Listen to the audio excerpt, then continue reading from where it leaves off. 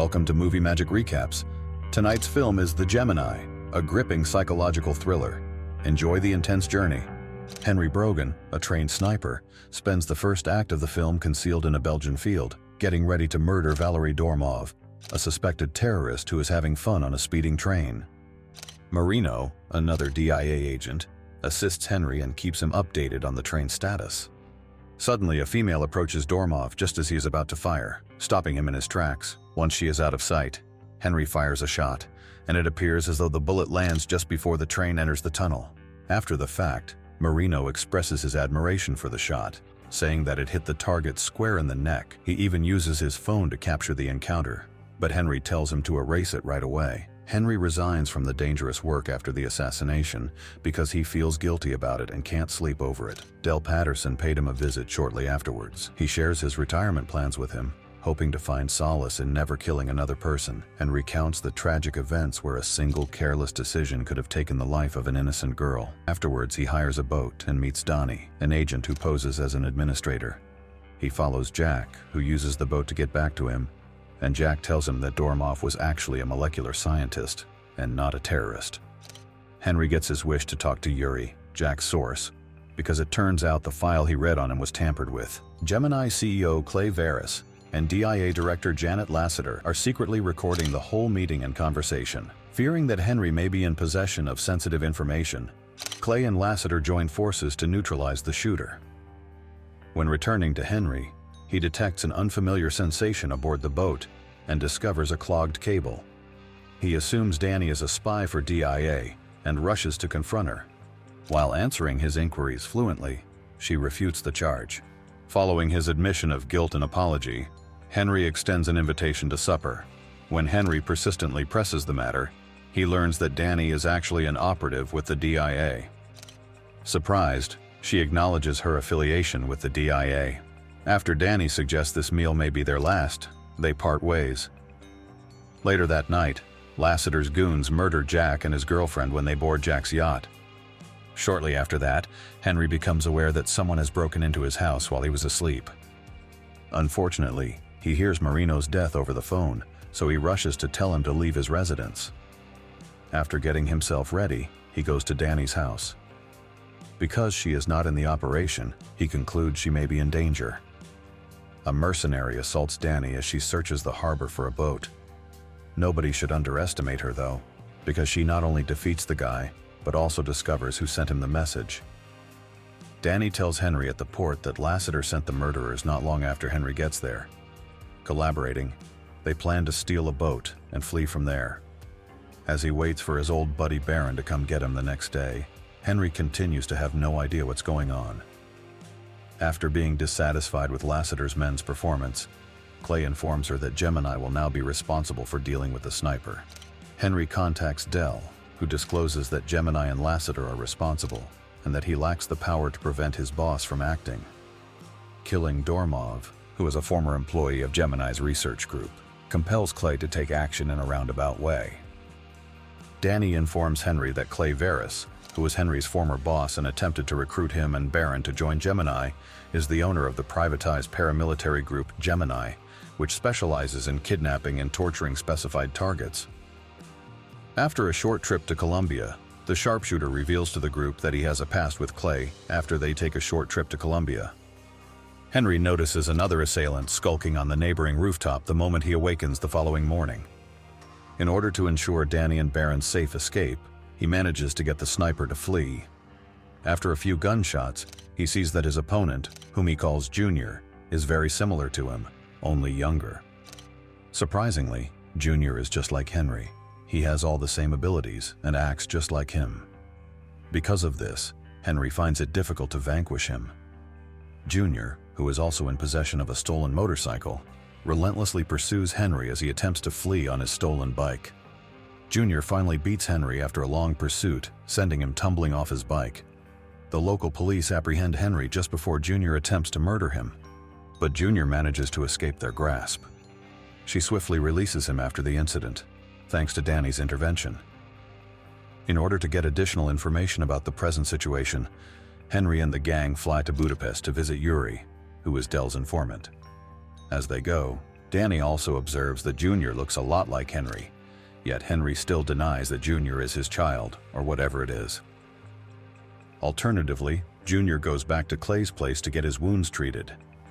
Despite being amazed by Henry's talent, the child fails to notice the resemblance between them, particularly in their faces. In an effort to reassure him, Clay treats him like his own son. Following the training session, the CEO sent Junior Gemini to Budapest to carry out his task.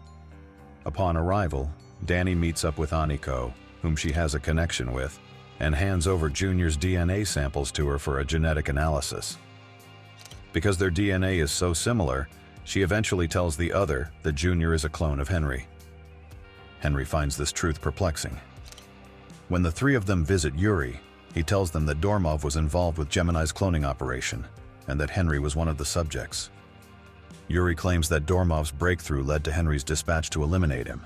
However, there was a disagreement between Clay and Dormov, who sought a clone soldier devoid of remorse and agony.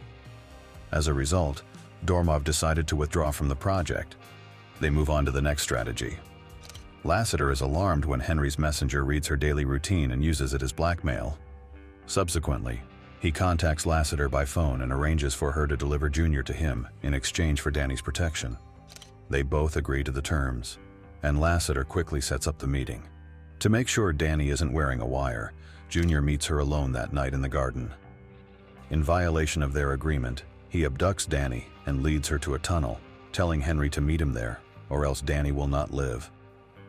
When Junior gets there, he plants a grenade trap at the door. Henry gets in without setting off the explosives.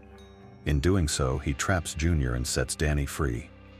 His emotional connection to Junior makes him reluctant to murder him, but he will if forced. They share the same allergies, habits, and hollow sensations of not murdering someone, so he confesses to the youngster not only who Clay really is, but also Junior's true identity. Since Junior remains unconvinced, Henry feels compelled to tell Junior the truth. He reveals to Junior that 25 years ago, Clay used his blood to produce Junior, who will replace Henry as he ages. Even if he shows signs of remorse, the child refuses to face reality. Henry forbids Danny from shooting Junior during their subsequent altercation. Before Danny steps in, the child nearly murders Henry. In the meantime, Junior gets away, and the three of them rush to Georgia to face Clay. When Junior gets back to Gemini HQ, he confronts Clay and makes him confess. He reveals to Clay that the deception was necessary for him to gain strength. Expressions such as, "Daddy cares and loves his son a lot," are commonplace. Even though Henry is sensitive to bee venom, Junior poisons him with it the moment the trio reaches Georgia. Fortunately, he is able to counteract the poison using EpiPen. The youngster trusts Henry and decides to work with them to bring down Clay. Henry tells the child stories about his life and experiences. He begs him to find a better purpose in life and to abandon his dismal path. Clay contacts Junior and tells him to get out of the car while they travel to a nearby town. It seems like a tank was anticipating their arrival and decided to target their automobile with a missile. In case Baron dies, the others can jump out of the car. Shortly after, a small contingent of Gemini's troops arrives in town, all prepared to ambush them. A soldier in a mask also appears, and he begins firing machine gun shots at them. Working together, Henry and Danny destroy the troops one by one. The relentless onslaught of soldiers eventually forces them to seek shelter in a home. Danny takes a bullet to the leg, and their ammunition runs out. In front of his adoptive father, Junior tells him to stop attacking. Junior eventually refuses to follow Clay's command and assaults him, even though Clay insists that murdering Henry is essential. Ultimately, he succeeds in knocking Clay out and rushes over to assist Henry and Danny. He gets there just in time and kills the approaching troops. Once everyone is dead, the disguised and armored soldier charges in and opens fire with his unique weapon. The soldier is bulletproof, and the odds are 3-1. Even when Danny tries to burn the soldier to death, it turns out he's impervious to fire. Because he has no choice but to take action, Junior seizes the weapon and mercilessly shoots at him till he falls. After removing the mask, it becomes clear that the soldier is actually a younger version of Henry's clone, Junior. Once they arrive, Clay locates the others. Henry should feel honored, he says, as he was the driving force behind it all. He informs them that the true goal of inventing Gemini was to create flawless warriors who are immune to fear and agony, so that American lives would never be lost in battle again. Because Henry doesn't want Junior to experience the same guilt and pain as the rest of us, he intervenes as Junior aims his gun at Clay in an attempt to murder him. Taking aim, he shoots and murders the CEO in his own right. The Gemini program later terminates after all clones are complete. At the end of the film, Henry meets Danny at college, where Junior has finally taken his mother's maiden name, Jackson Brogan, and plans to become an engineer. Junior has changed his name to reflect this new identity. Thank you for watching. To see more videos like this, subscribe, enable alerts, and support the channel with a like.